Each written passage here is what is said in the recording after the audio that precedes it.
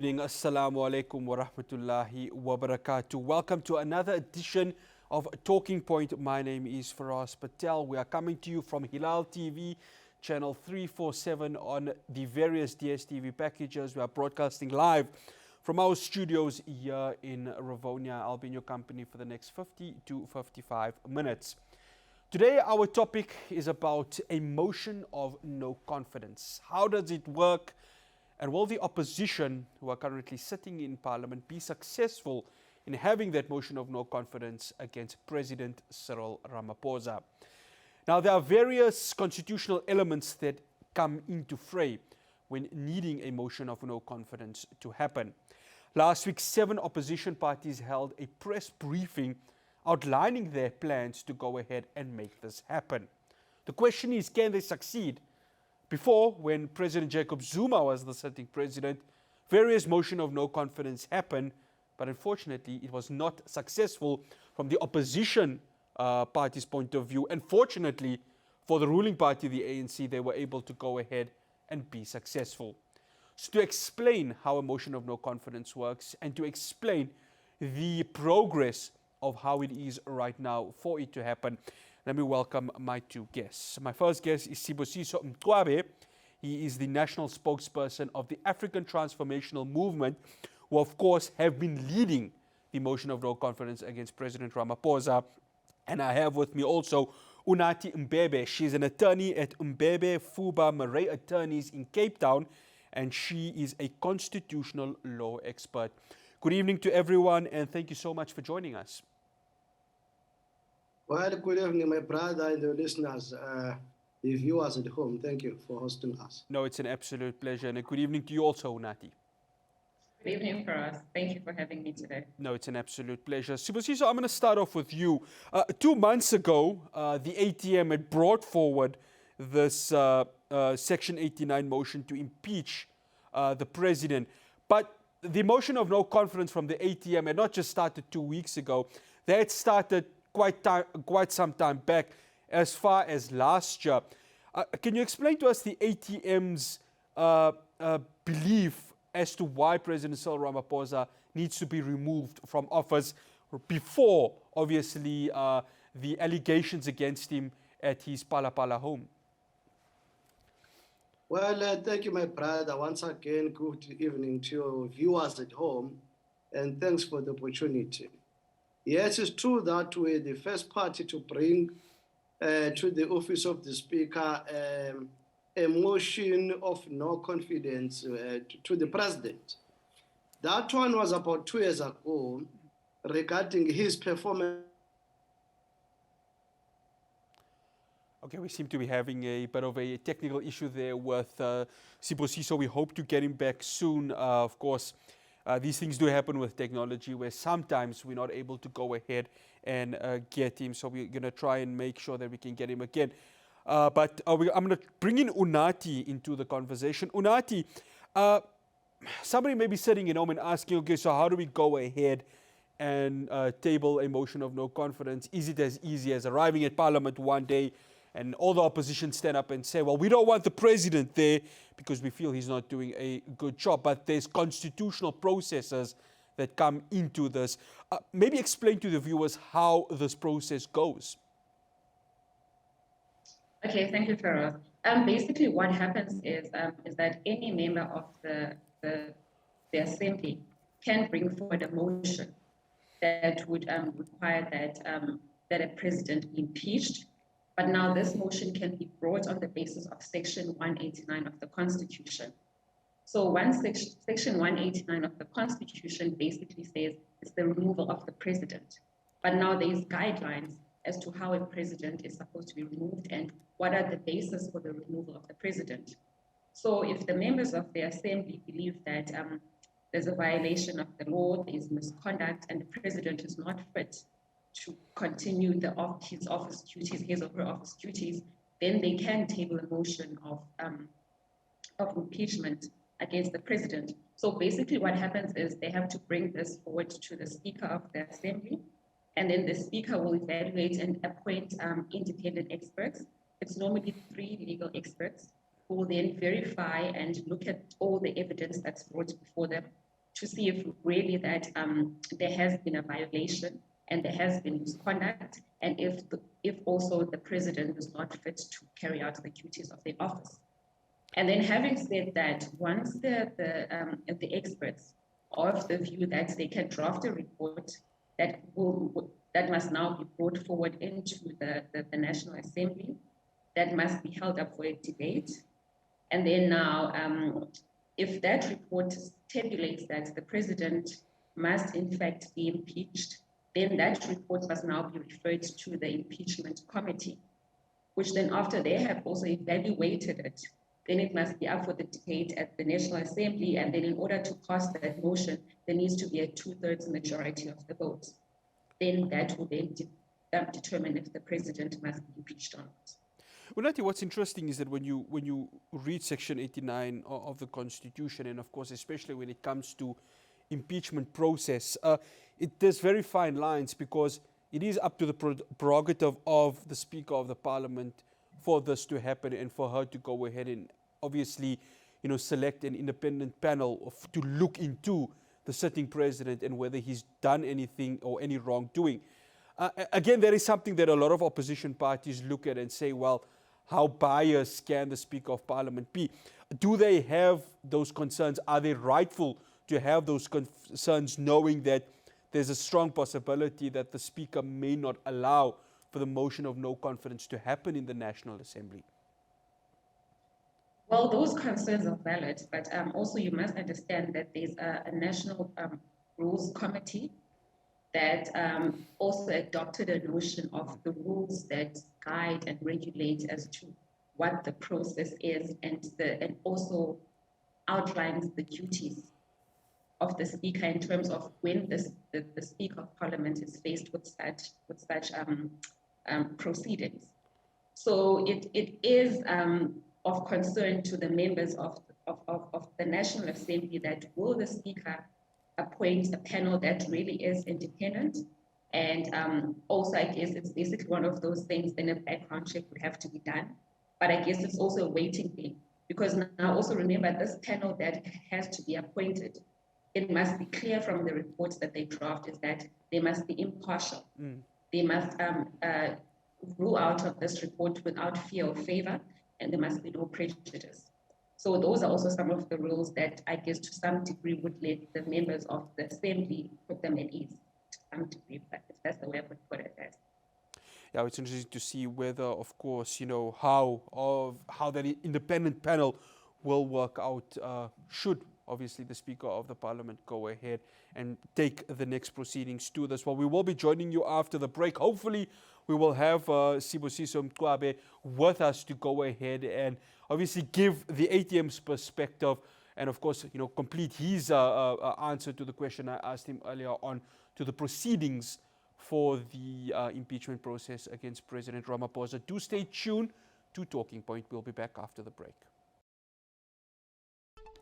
Welcome back to Talking Point. We are discussing today the impeachment process, the motion of no confidence, and how the proceedings of how that goes, with my guest Sibusiso Mqwabe from the ATM and Unati Mbebe, who is a constitutional law expert. Sibusiso, I'm glad that we have you back with us. Sibusiso, of course, you were continuing your answer.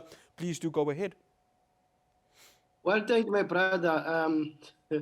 On a lighter note, once you touch the head of state, obviously you'll be sabotaged somehow. But I'm not there. We as the ATM, we believe that this Phala scandal is one of the huge scandals that involves a head of state, and it cannot be left like that. There's been so many breaches of the Constitution right in this matter.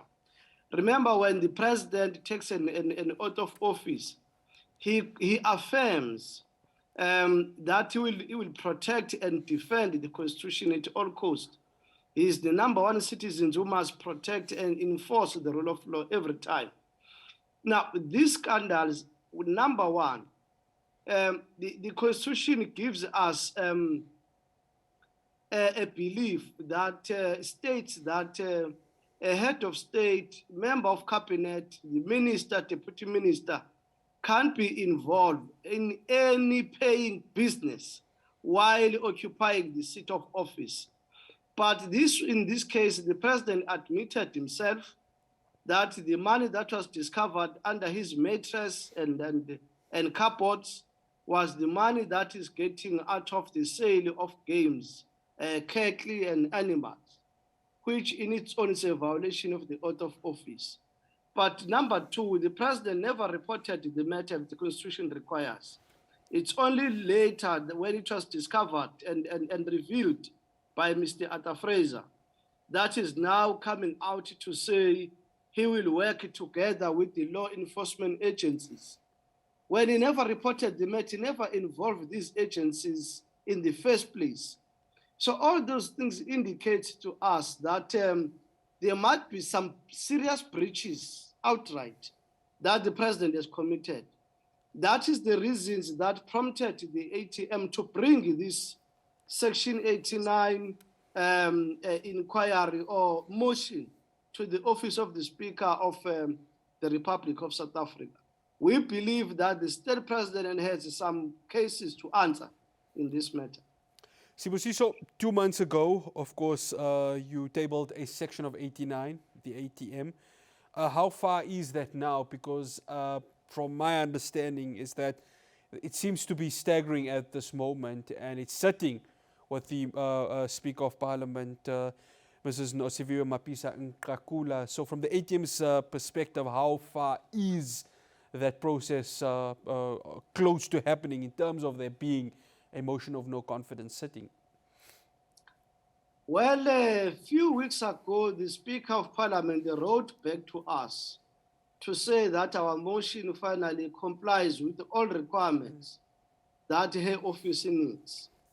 Now, she was supposed to consult the leaders of opposition parties in Parliament or the leaders of parties, and then open up the matter for the independent panel that will assess whether our argument really carries water to be taken through to the inquiry, to assess whether the evidence we've brought forward suffices to be the legitimate motion of the inquiry.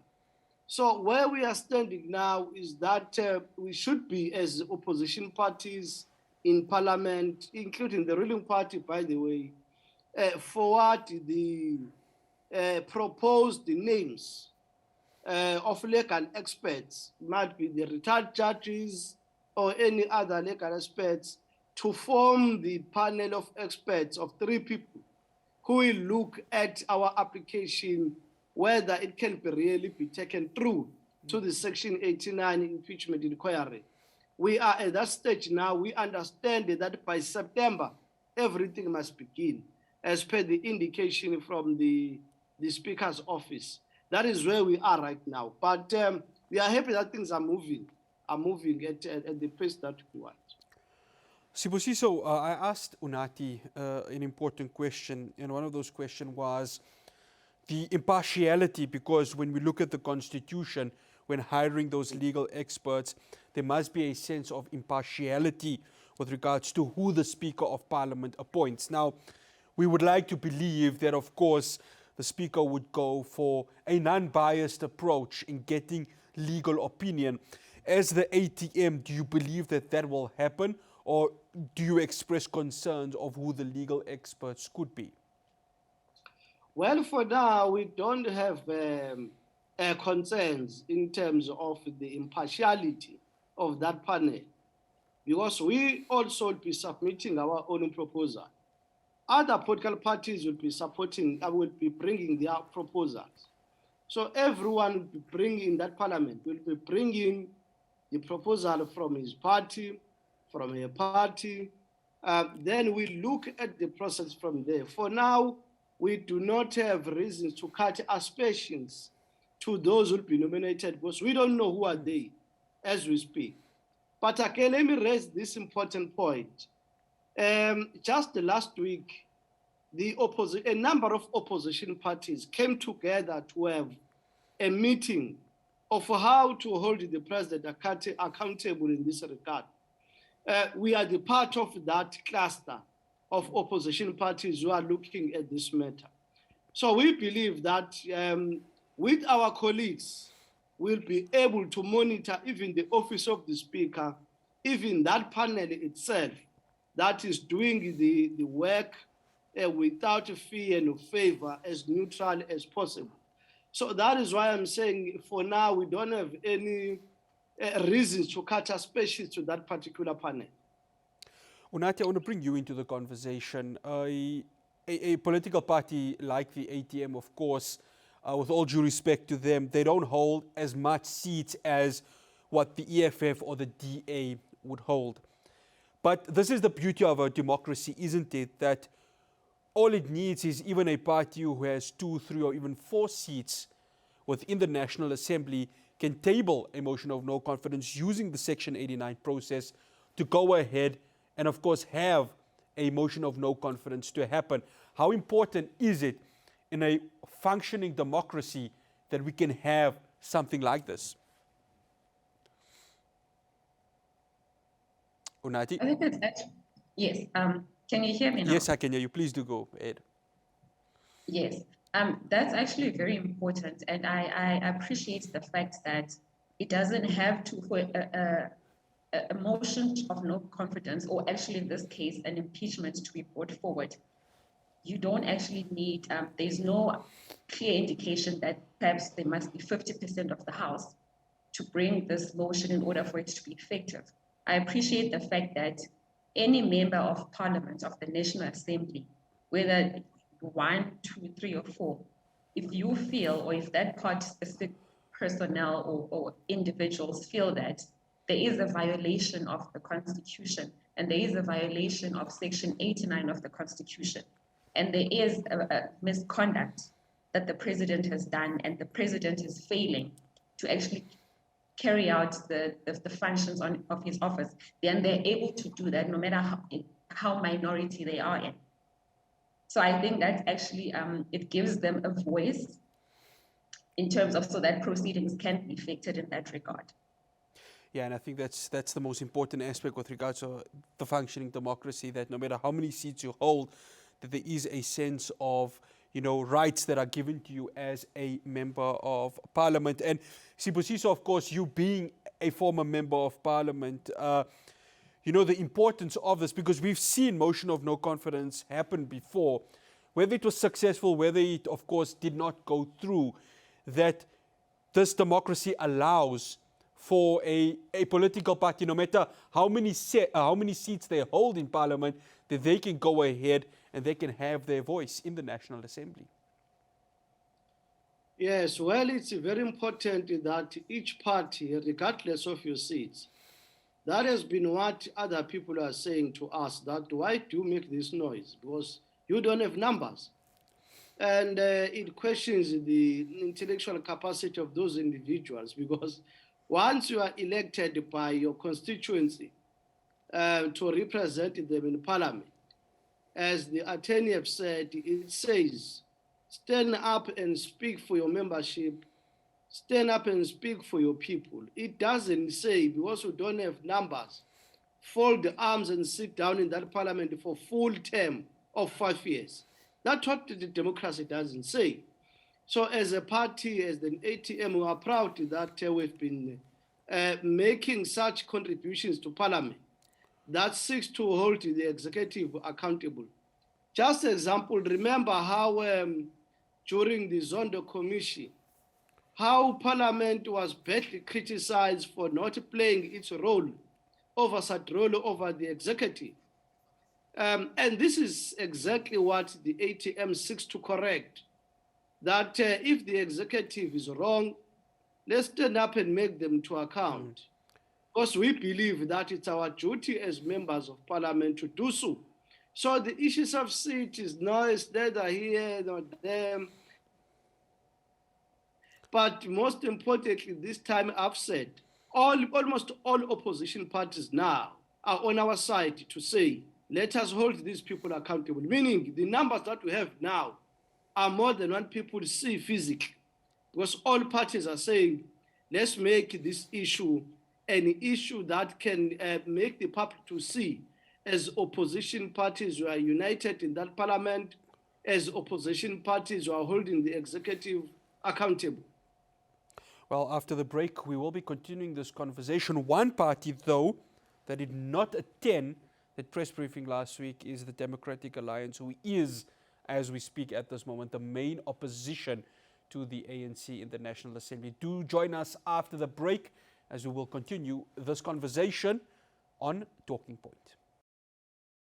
Welcome back to the Talking Point. My guests are Sibusiso Mkwabe from the ATM and Unathi Mbebe, a constitutional law expert based in Cape Town.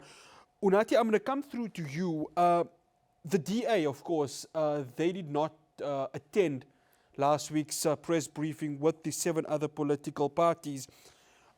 What they said was, and this is the words of the current chief of the main opposition, Siviwe Kwarube, she said that this would detract from the Section 89 process. Now, when we look at it, of course, they were in their right to go ahead and, of course, not be part of this or be part of the motion of no confidence. When you have your main opposition not being part of the motion of no confidence, does it become a disadvantage to the rest of the opposition parties, or is the seats besides the ones that the DA holds enough to try and potentially force that impeachment to happen? In my view, I don't believe that it would become a disadvantage, because remember there's an independent legal experts that have been appointed. So depending on what the outcome of that is, because if these experts are of the view that the impeachment process should continue, then that is the report that should be tabled again to the National Assembly, whereby there should be voting that takes place. And now I said earlier that it has to be 2/3 majority for it to be effective. So now if the DA is of the view that they do not want to partake in the impeachment proceedings or the debate, then they do have the discretion to do that because they have the valid reasons.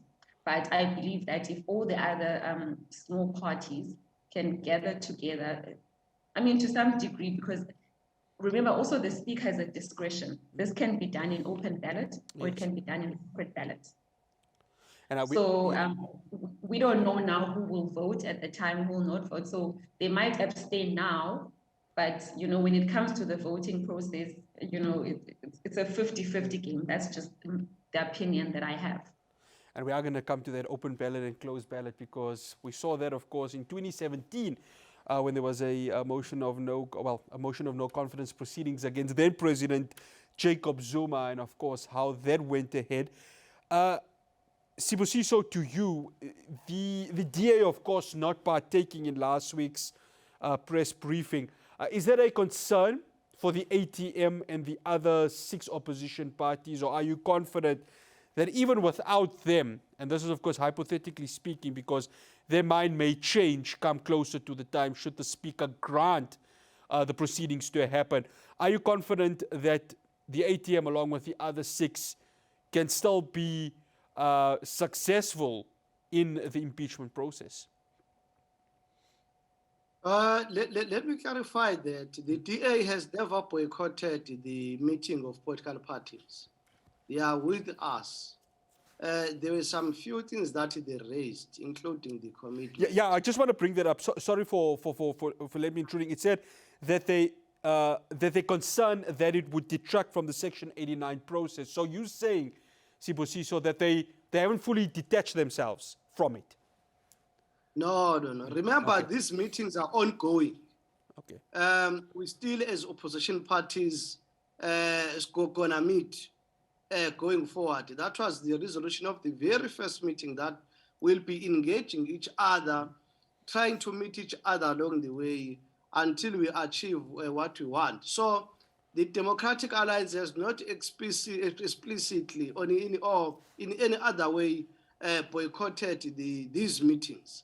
They are with us, and I understand that the leaders of our parties gave them a leeway to lead the vote of no confidence motion in Parliament.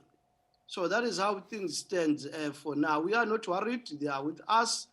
Obviously, as opposition parties, we are independent with our own constitution and policies. Sometimes we might want to consult further within our own parties. But that doesn't mean that someone has boycotted the meetings of political parties or opposition parties. So we are not worried. And we know they are with us. Yes, we'll be waiting for the outcome of the experts' work. What are they saying? That one will be brought to Parliament, and then they'll be voting. And so the process is still going on. There's no panic on our side as the ATM. I want to bring the conversation to the open and closed ballots. And Unathi, I want to start off with you because this is something that has caused a lot of controversy.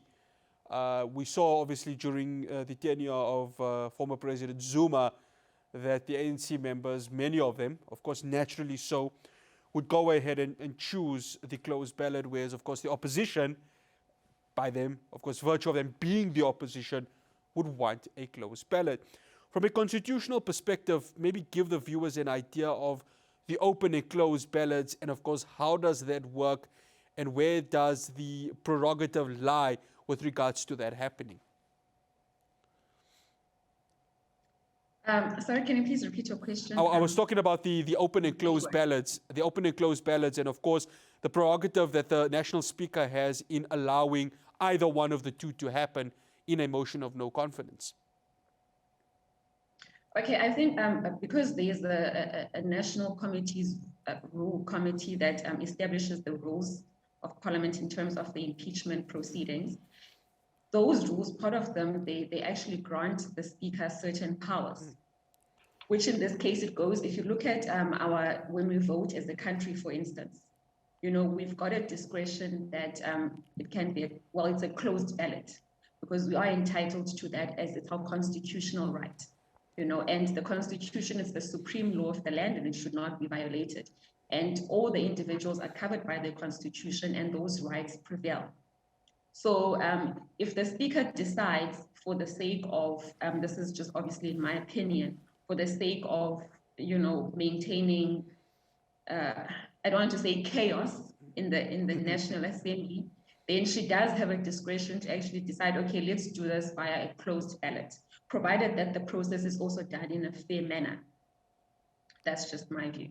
Okay, and Sibusiso, from the opposition perspective, I'm sure that you would like for this to be a open ballot, so that obviously you can see who is voting, whether it's for or against the president. But there was something interesting that Unathi mentioned, chaos, and of course, making sure that there's no chaos that ensues.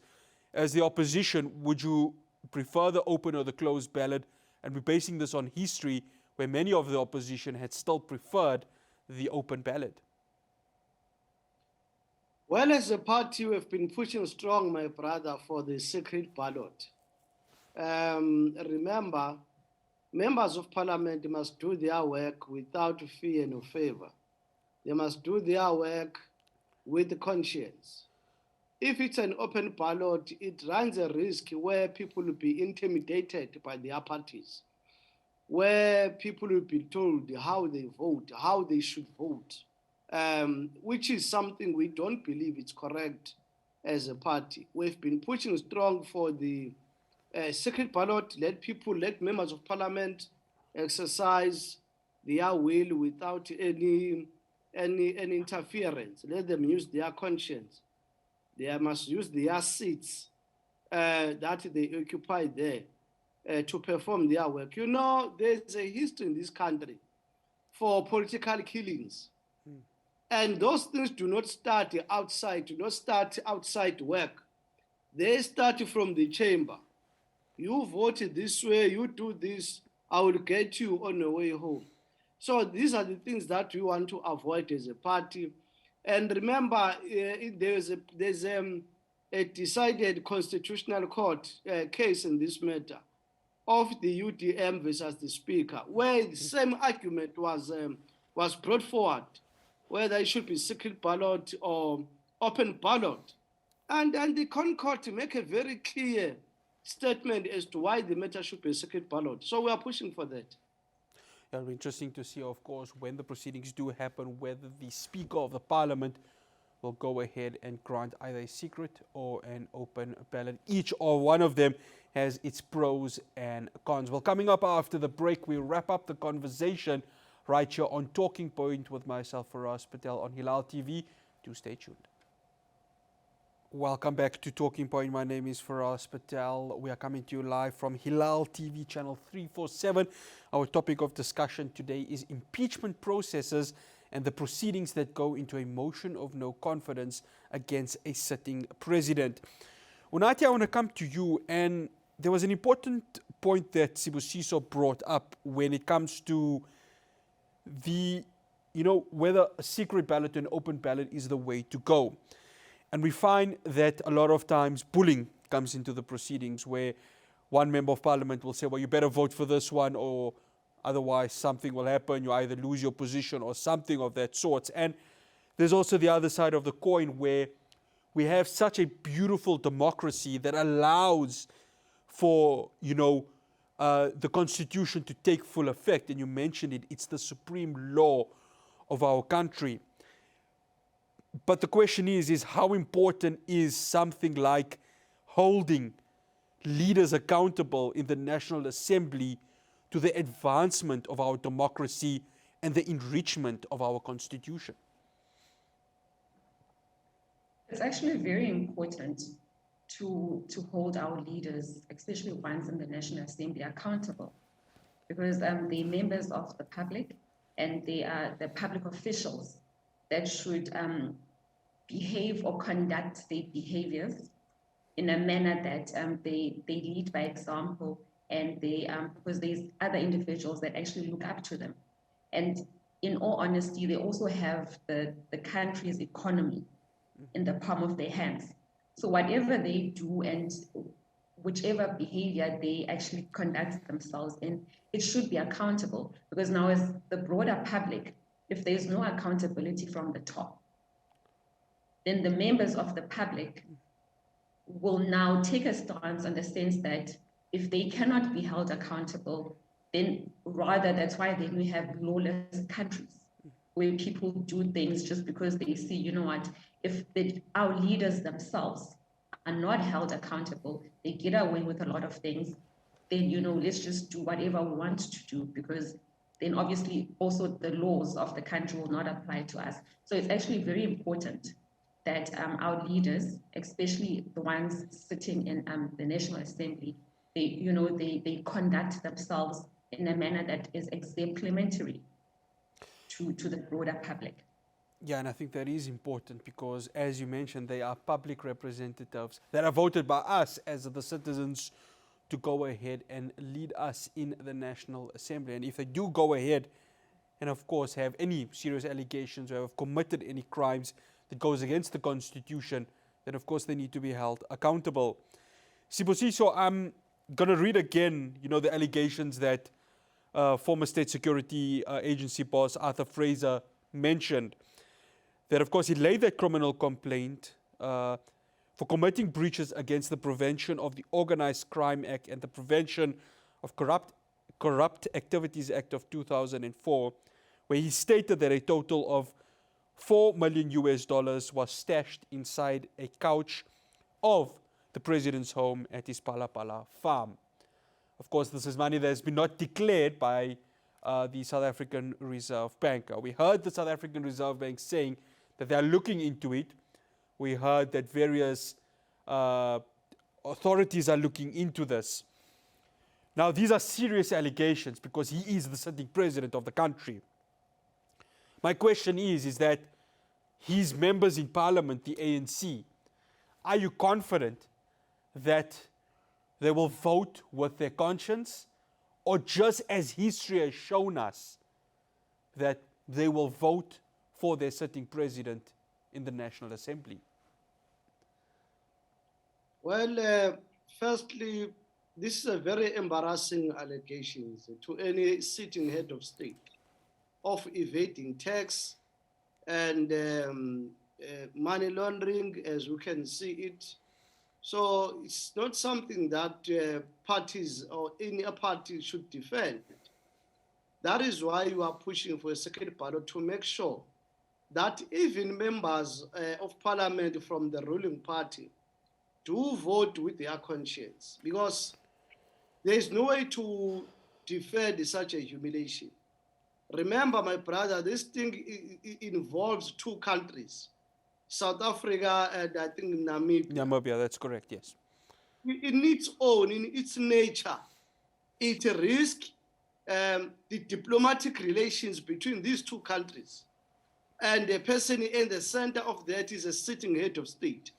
So no, to us, no reasonable member of parliament who took oath of office should defend such an embarrassment.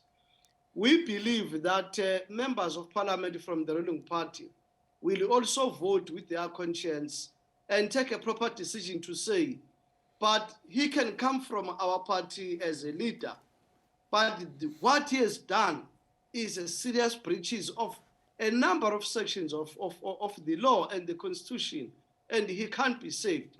We just hope that should we get a secret ballot, Ramaphosa will be out of that seat as a head of state. Maybe it's important to state that in any normal working state or country, any normal country, this kind of a behavior from the head of state would have been taken care of long ago and would have vacated that seat as we speak. You can't have a head of state who's involved in such serious breaches, money laundering, tax evasion, which is very critical in its own. There was an issues of abduction and abuse of those who are working there, using his personal security as police, which is very wrong. He should have reported the matter to the police. So it's a very critical matter that can't be defended by any reasonable member of parliament. One final question to each of you. Unathi, we've got about a minute each to grant to both of you. Unathi, no matter what happens at the National Assembly, should, of course, the impeachment process or the motion of no confidence happen, the world will be watching us from all corners of the globe. They're watching us to see how a democracy functions. No matter what happens, how important is it that on that day, members of the parliament act in a way that represents the beauty of our democracy, despite all the flaws that are there, that we can function still within the National Assembly? I think it's actually very important that the members of the National Assembly, on the day, they conduct themselves in a manner that, it portrays accountability for one. And when there is accountability that has been portrayed, a sense of professionalism in how the situation is conducted as well. Because already, as you know, right now, currently, there's a huge debate, I know around the world as well, is democracy working? Or is there another way that probably countries can actually do things? And I mean, coming from our country, with the history that we have, and how far we've gone, it's one of those where democracy was liberating for our country. So I think it's actually very important that, the members of the National Assembly, they conduct themselves in an appropriate manner, and they welcome whatever findings or outcomes that have been tabled by the reports or the debates that are conducted, because that's how democracy is supposed to work, that it's supposed to be fair, and it's supposed to actually in turn favor the general public as well. Sibusiso, question to you. How confident are you, should those proceedings happen? Should the day arrive of that motion of no confidence, secret ballot or open ballot, that the ATM, including the rest of the opposition, are going to be successful in achieving their aims on that day?